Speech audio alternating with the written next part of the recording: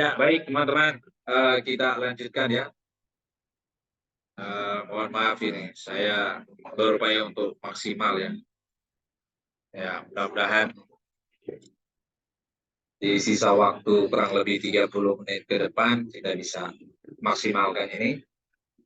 Nah, saya coba share screen.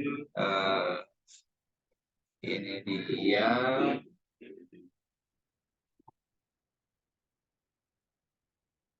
Oke, kita ada di modul 7 ya sekarang. Entrepreneurial Teaching Basic and Creating Real Business Plan. Oke. Nah, tadi kita sudah belajar sedikit tentang siapa William Tanuwijaya. Nah, bentar ya.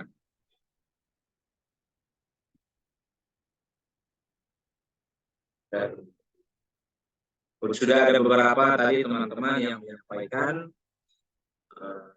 mulai dari Valdo, kemudian Jonathan tadi telah menjelaskan tentang inovasi yang dilakukan oleh Tokopedia.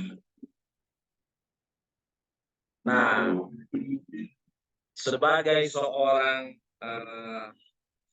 wirausaha, William Tanuwijaya ini, kita lihat ini kisahnya ya, singkat saja, teman-teman bisa baca ini. Bagaimana di mana dia lahir, kapan, dan tadi disebutkan dia orang kaya nanti sekarang. Tapi awalnya memang dia kondisi ekonominya terbatas. Dan dia kuliah di BINUS. Nah, dia pernah bekerja sampingan sebagai penjaga shift di warnet di dekat kampus. Dan disinilah karena dia memiliki akses gratis internet setiap hari, dia tertarik pada dunia digital. Nah, ini kita lihat sejak karirnya 2003 dia menyelesaikan kuliah dan mulai bekerja sebagai perusahaan game. 2006 bekerja di IT dan Business Development sebagai manajer di Indocomedia Tama. Nah, 2009 dan seterusnya dia memulai bisnis e-commerce dan mendirikan Tokopedia. Ini ada beberapa pencapaian prestasi yang dia lakukan. Tahun 2000 apa yang dia terima 2016 dia memperoleh penghargaan Young Global Leaders, pemimpin muda berpengaruh di dunia. 2019 dari Ernst Young IY Entrepreneur of the Year. 2020 masuk dalam 100 People Transforming Business Asia menurut Business Incident. Nah, kita lihat pada bisnis model kanvas dari Tokopedia. Jadi pada 2 pekan lalu kita sudah belajar tentang bisnis. Sedikit saya sudah menjelaskan tentang bisnis model kanvas yang dibuat oleh Hoka Bento dan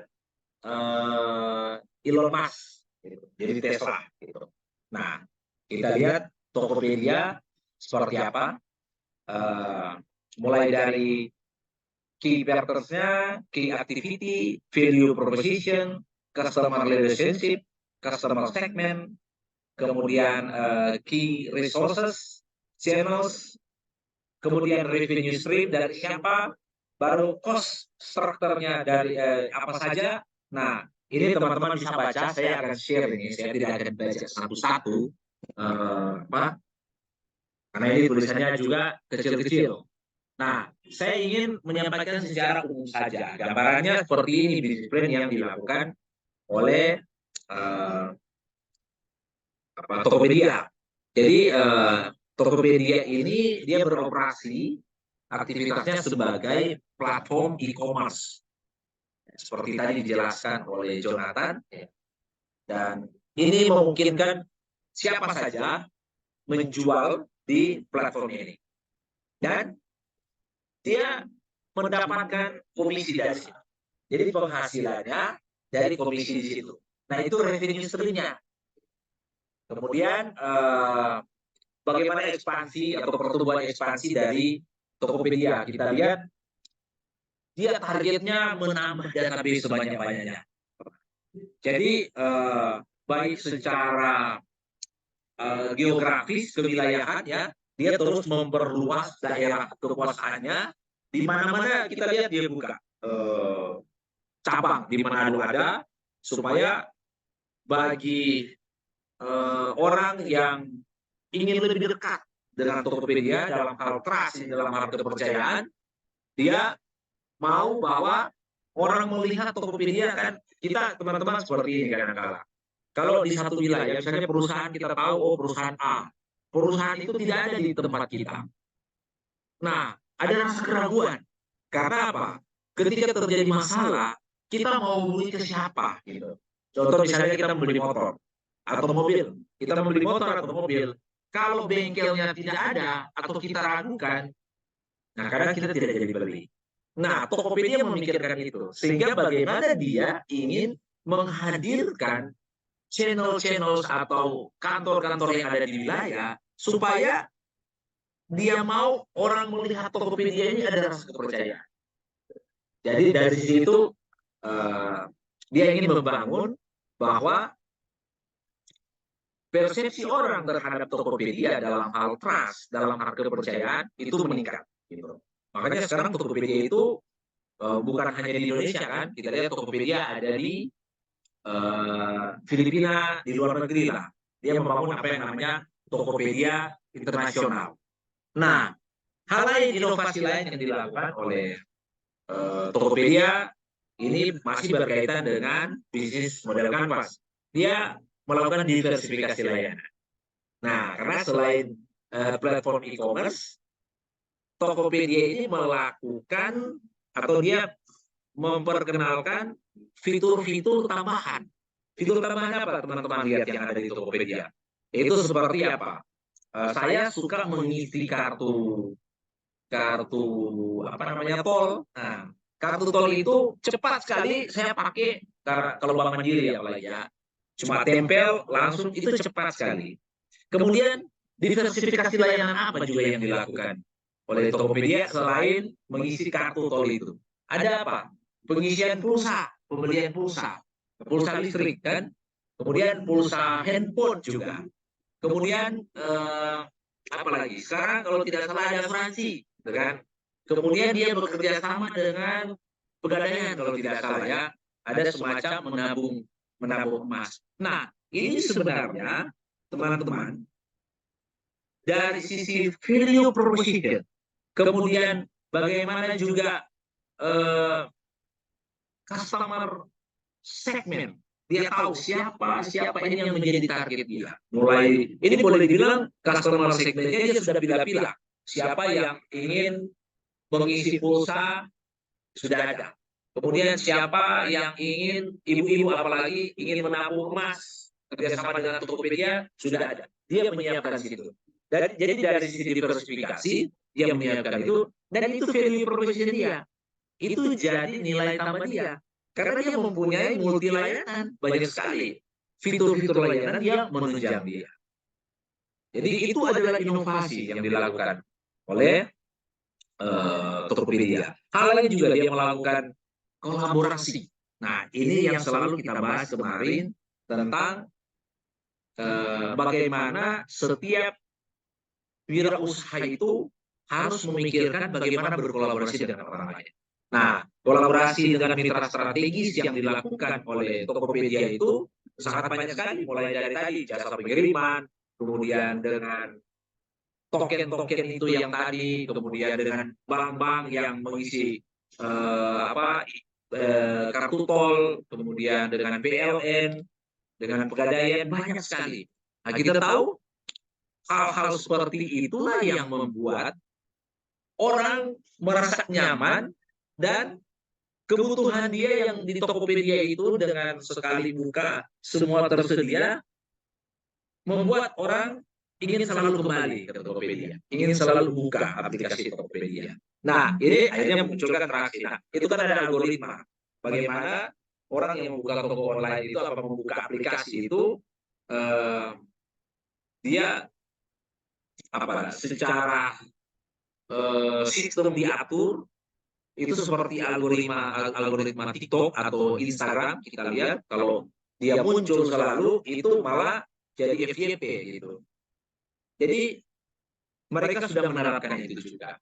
Nah, inovasi-inovasi yang dilakukan oleh Tokopedia ini, saya kira seperti yang disebutkan Jonathan tadi, kemudian saya sudah menyampaikan tadi ada beberapa juga tentang multi payment, kemudian banyak fitur, diversifikasi fitur itu.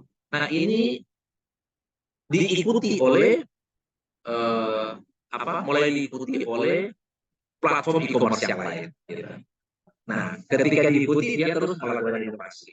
Jadi saya selalu menyampaikan seperti itu teman-teman. Ketika ada yang mengikuti kita, pemikiran kita sudah 2-3 langkah di depan dia. Jadi inovasi terus. Nah, inilah jiwa kewirausahaan yang dimiliki oleh William Tanuwijaya. Dan apa yang kita belajar, inovasi yang dilakukan oleh William Tanuwijaya dalam hal membangun Tokopedia ini. Jadi dia memahami kebutuhan market, dia memahami kebutuhan pasar. Karena salah satu kunci keberhasilan dari Tokopedia ini terletak pada ownernya, terletak pada kemampuan si William ini untuk memahami kebutuhan pasar yang ada di Indonesia. Jadi dia melakukan identifikasi peluang, dia lihat luar biasa peluang jumlah penduduk di Indonesia begitu banyak, kemudian pengguna handphone berdasarkan data yang dia dapat sudah sekitaran berapa ratus juta.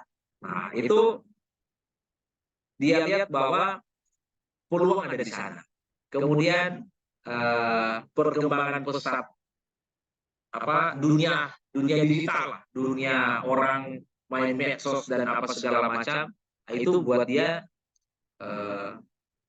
peluang yang setelah dia analisa ada cuan di sana, ada duit di sana. Nah, seorang wirausaha harus punya pemikiran seperti itu, memahami kebutuhan pasar dan mampu menganalisa supaya ketika dia akan memulai bisnis, marketnya sudah tersedia. Dan William Tanuwijaya ini dia tahu bahwa negara kita, Indonesia ini adalah negara yang unik. Nah, di dalam keunikan itu, uniknya seperti apa, teman-teman? Kita ini kalau unik itu dalam arti sebenarnya mangkaje gitu, makang puji, toh. Jadi kalau ada platform baru, ada aplikasi baru, oh kita ini mau kalah gitu. FOMO gitu. Jadi fear of missing out. Jadi dia takut kalau dia nanti ketinggalan gitu. Nah, jadi keunikan ini dia baca bahwa orang Indonesia tidak mau ketinggalan update terbaru. Makanya ketika diluncurkan Tokopedia ini, wah banyak sekali melakukan download gitu. Hampir semua, berapa juta penduduk Indonesia yang punya handphone langsung mendownload aplikasi Tokopedia itu. Nah itu juga dia baca. Jadi dia memahami bahwa masyarakat Indonesia ada keunikan di situ. Ada makam puji lah di situ. Jadi teman-teman Manado ini kan ada istilah biarkan nasi asal jangan kalah aksi. Nah itu sebenarnya kalau bagi seorang wirausaha, teman-teman, itu adalah peluang. Dalam berbisnis itu adalah peluang. Sehingga toko-toko fashion, kemudian yang berbau dengan fashion, nah, mulai dari salon, kemudian tempat gunting rambut, apalagi yang sebangsa dengan fashion seperti itu, kalau di Manado cukup laris. Karena orang memang tukang membagaya orang Manado, kan? Walaupun itu dianggap boros, pemborosan, tapi di sisi lain ya bagus juga, itu peluang juga. Jadi kita sebagai wirausaha menangkap ini dan inovasi apa yang akan kita lakukan ketika melihat kondisi seperti itu. Kemudian berikutnya tentang Tesla kita sudah bahas kemarin ya. Ini sebenarnya bagaimana Elon Musk ini melakukan inovasi dalam hal membuat mobil listrik. teman-teman, untuk Tokopedia kita belajar tentang bagaimana William Tanuwijaya ini juga membangun sebuah ekosistem. Jadi dalam satu bisnis kita harus menciptakan apa yang namanya ekosistem. Ekosistem itu harus berkelanjutan, tidak boleh stop. Karena kalau kita berpikir berkelanjutan, berarti pola pikir kita atau mindset kita itu jangka panjang. Artinya perusahaan ini kita harus bangun dalam 100 tahun ke depan, 200 tahun ke depan, visinya sudah ada di situ. Nah, ekosistemnya kita bangun dari sekarang. Nah, itulah yang dilakukan oleh Tokopedia. Dia membangun ekosistem yang sangat besar. Ekosistem di sini namanya ekosistem sharing economy. Jadi tadi penjual kemudian dipertemukan dengan pembeli, kemudian terciptalah sebuah ekosistem yang saling support dengan adanya jasa pengiriman, kemudian para vendor-vendor juga perusahaan besar dia masukkan dalam Tokopedia ini sehingga terciptalah sebuah ekosistem. Jadi semacam ini adalah mall tapi dalam bentuk online. Nah, coba kita lihat kalau di mall itu hampir semua kan ada one stop service. Kita masuk mall ada toko sepatu, ada toko baju, ada toko handphone, ada rumah makan, ada apa saja. Nah, dia membangun konsep seperti itu sebetulnya. Jadi dia ingin ada sebuah ekosistem yang menyediakan apa yang menjadi kebutuhan dari siapa saja. Nah, kemudian William Tanuwijaya juga dia selalu berusaha untuk mengupdate teknologi terkini.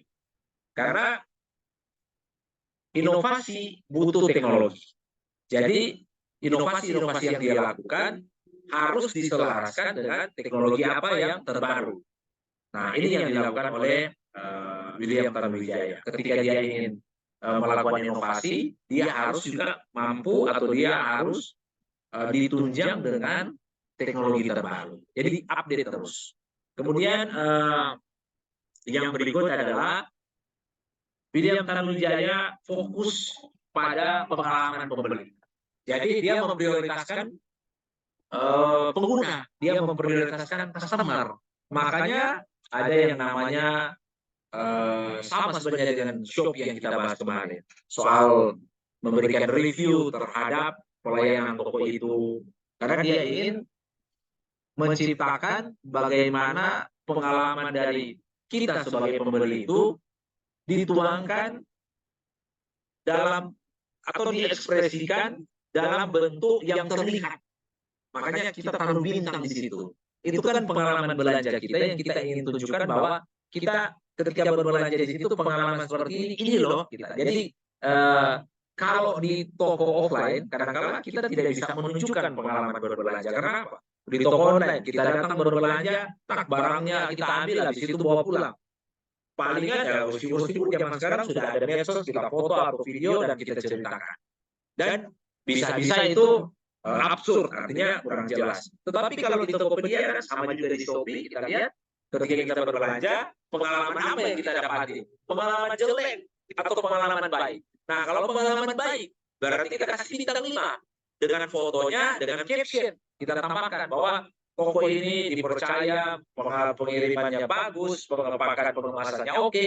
Nah, itu adalah pengalaman kita yang kita tuangkan dalam Tokopedia. Atau pengalaman buruk misalnya. Oke, ada pengalaman buruk apa? Kita taruh bintang 1 dengan caption, entah kita mau marah-marah di situ, kita luapkan juga di situ. Kita ingin tunjukkan pada orang. Nah, ini juga yang dihadirkan oleh Tokopedia, bagaimana dia fokus ke pengguna untuk mengekspresikan apa pengalaman kita dalam berbelanja. Jadi hal-hal ini sebenarnya yang dilakukan oleh inovasi-inovasi ini yang dilakukan oleh William Tanuwijaya ketika membangun Tokopedia. Nah, banyak hal yang harus kita belajar dari William Tanuwijaya ketika menjadi seorang wirausaha. Inovasi apa yang harus kita lakukan? Saya selalu menggarisbawahi bahwa teman-teman harus di era saat ini ya, di era saat ini teman-teman harus menggabungkan teknologi itu untuk mensupport bisnis kita. Apapun bisnis kita, teknologi itu menjadi sesuatu hal yang penting. Tokopedia melakukan itu. William Tanujaya melihat bahwa teknologi ini begitu penting, kemudian dengan inovasi yang dia lakukan, lahirlah Tokopedia. Nah, banyak sebenarnya di sekitar kita peluang yang ada. Tinggal bagaimana teman-teman melihat bahwa peluang itu harus diimplementasikan, harus diwujudkan, sehingga menghasilkan sesuatu yang bermanfaat, bukan hanya duit. Lagi-lagi selalu saya katakan, jangan mindset kita berpikir, oh ini tentang duit saja. Tetapi bagaimana juga kita memberikan solusi, memberikan manfaat buat banyak orang. Oke, teman-teman, saya kira ini sudah 6.20 dan kalau ada waktu untuk tanya jawab, saya persilahkan untuk 1-2 orang boleh mengajukan pertanyaan. Oke, kalau tidak ada, saya kembali ke share screen. Ini ada tugas yang buat teman-teman. Oke, yang Tesla ini kita sudah bahas kemarin ya, teman-teman. Tapi kalau mau baca-baca juga boleh. Ini saya akan share sebentar bagaimana inovasi yang dilakukan oleh Tesla, oleh Elon Musk kan. Kita sudah bahas ini tahun 2003, kemarin kita sudah bahas ini. Kelebihannya seperti apa? Nah, ini ada tren industri yang ramah lingkungan kan, mobil yang ramah lingkungan. Lagi-lagi kepada bagaimana memikirkan planet, gitu. People dan planet. Kemudian dampak pada industri otomotif. Ini berbicara tentang masa depan. Kan? Jadi bagaimana soal penghematan energi, bagaimana penggunaan energi yang lebih ramah. Nah, ini adalah dampak dari industri mobil listrik. Ada yang namanya Tesla Way. Teman-teman bisa baca Tesla Way itu sebuah metode atau standar yang merupakan konsep inovasi yang diterapkan oleh perusahaan mobil listrik seperti Tesla dengan prinsip bertindak terlebih dahulu baru kemudian melakukan perbaikan. Itu yang dilakukan oleh Tesla. Nah, kalau yang Jepang punya dia apa namanya? Ada istilah Jepang. Kalau ini Tesla sebentar. Kalau Jepang saya lupa itu yang diterapkan oleh Toyota. Jadi dia melakukan perbaikan terus menerus. Itu apa namanya? Saya lupa. Tapi ini Tesla Way. Jadi dia menerapkan dulu, baru kemudian dia melakukan perbaikan. Nah, kalau Jepang itu namanya Kaizen. Jepang Kaizen, kalau ini ada yang namanya Tesla Way. Oke, konsep Tesla berbeda dengan perusahaan otomotif lainnya karena dia fokus pada teknologi terbaru dengan budaya perusahaan yang mirip dengan startup di Silicon Valley. Nah, ini dia penjualan Tesla sangat signifikan dari tahun ke tahun. Tahun 2019 itu 368.000. Kemudian 2020 499.000. Ini ada 3 poin bagaimana pandangan inovasi Tesla dari Elon Musk. Yang pertama, ini merupakan pabrik otomotif yang lamban memproduksi kendaraan penumpang karena dampak dari mempercayai tenaga manusia dalam rakit. Oke teman-teman, kalau seperti ini saya tidak mau baca kata per kata ya, silakan teman-teman baca. Yang penting kalian paham saja. Konsep inovasi beberapa toko yang senada dengan Tesla Way. Nah, silakan baca juga. Di sini ada Clayton Christensen. Dia mengatakan inovasi yang radikal. Kemudian ada Vijay Giridharadas. Ini orang India. Oke, teman-teman bisa baca. Nah, ini dia. Lembar kerja. Kita masuk pada lembar kerja. Instruksinya baca di situ. Buat ide proyek berdasarkan kisah pengusaha dan inovasi produk di atas. Ini artinya durasi 90 menit, tapi saya kasih waktu seperti biasa. Besok sebelum jam 9 pagi dikumpulkan ya. Nah, soalnya ada 5. Ada 5 poin. Yang pertama, kalian baca bagaimana Anda akan merancang dan seterusnya. Ini tentang memberikan presentasi bisnis. Jadi teman-teman, saya jelaskan sedikit tentang poin nomor 1. Kalian bentuk ini jawab ini dalam bentuk bisnis model kanvas. Gitu ya. Ada contohnya. Gitu. Jadi ada 8 segmen dalam bisnis model kanvas. Silakan cari contoh itu. Kalian bisa cari di YouTube, kalian bisa cari di Google, bagaimana bisnis model kanvasnya, formatnya, kemudian bagaimana cara membuatnya. Ya, dan ini bebas. Silakan teman-teman bebas saja membuatnya. Yang penting ide proyeknya berdasarkan kisah pengusaha dan inovasi produk di atas. Jadi begini ya teman-teman, untuk instruksi. Ini ide proyeknya mirip, tetapi jangan ambil yang orang punya. Ini proyek teman-teman sendiri, tapi dimirip-miripkan dengan orang. Nah, kita mau namakan apa? Misalnya nama Jonathan apa gitu kan? Jonathan Tech gitu kan? Atau apa saja? Silakan nama kalian boleh. Kemudian itu untuk nama ya. Kemudian modelnya dibentuk dalam bisnis model kanvas, ya. Dan besok kita akan bahas ini. Besok sore sebelum kita materis, mungkin ada 30 menit di awal, kita akan bahas tentang bisnis model kanvas. Ya, 2-3 orang sampai 4 orang saya akan suruh presentasi, ambil contoh dia, untuk kita diskusi sama-sama.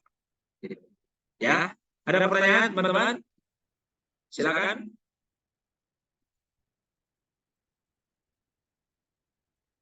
Jangan lupa isi daftar hadir. Daftar hadir sudah ada di link atau belum? Sudah ada kan? Oke, sambil saya rekam ini jumlah peserta 30 berapa ini ya? 31. Oke. Silakan teman-teman semua ini. Silakan on kamera semua ya sambil saya rekam ini. Untuk link preferensi nanti akan dikirim oleh admin. Adminnya siapa sih ini tadi ya? Vano ya kalau tidak salah, tapi Vano masih ada ya? Oke, kalau Vano sudah tidak ada nanti minta di grup sebentar ya. Minta link presensi untuk sesi kedua. Kemudian ini sudah on semua, slide kedua silakan. Ini yang siapa yang belum on? Oke. Ya, ada apa-apa yang lagi di jalan, silakan. Dwi, Ananda, Miril, Jordan, oke. Yang tidak bisa on ada apa-apa. Yang penting ada keterangannya. Supaya saya tahu bahwa kalian hadir di sini. Oke, di sini hadir semua. Ya, oke teman-teman, sekali lagi terima kasih untuk kebersamaan ini, dan saya akan share di grup materinya dan tugasnya. Jangan lupa ya, kita ketemu besok sore. Nah, besok sore teman-teman, jamnya juga mungkin akan molor jam 5, karena besok saya ada di SMU Lokon pagi, kemudian siangnya ada di Unima gitu. Jadi saya ada di Unima sampai jam 3. Nah, makanya antisipasi jamnya juga mungkin kita akan molor sampai jam 5 seperti saat ini gitu. Jadi nanti admin akan buat link untuk dimundurkan ke jam 5.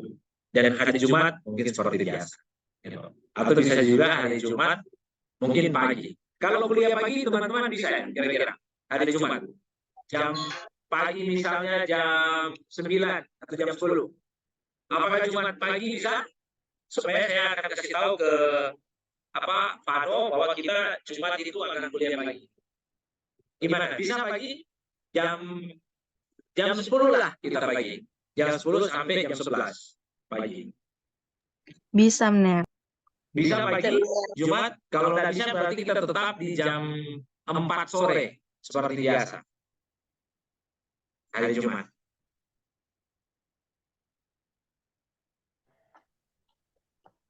Jumat gimana? Bisa pagi?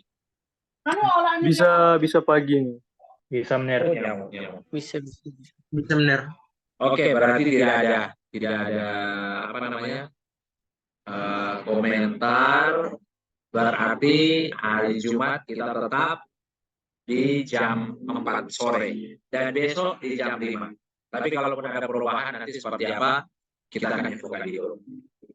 Oke, teman-teman sekalian, terima kasih untuk kebersamaan ini dan mohon maaf kalau kurang maksimal. Saya tadi di perjalanan ini masih puyeng-puyeng ini karena saya nyetir sendiri.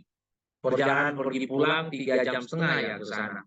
Pulang balik itu sudah 7 jam, teman-teman.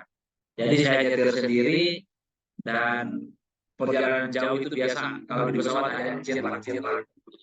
Tapi saya berusaha untuk memberikan yang terbaik buat teman-teman karena ini tanggung jawab saya. Oke, sekali lagi terima kasih. Sampai ketemu besok sore semua ya. Bye bye. Kasih, Mer.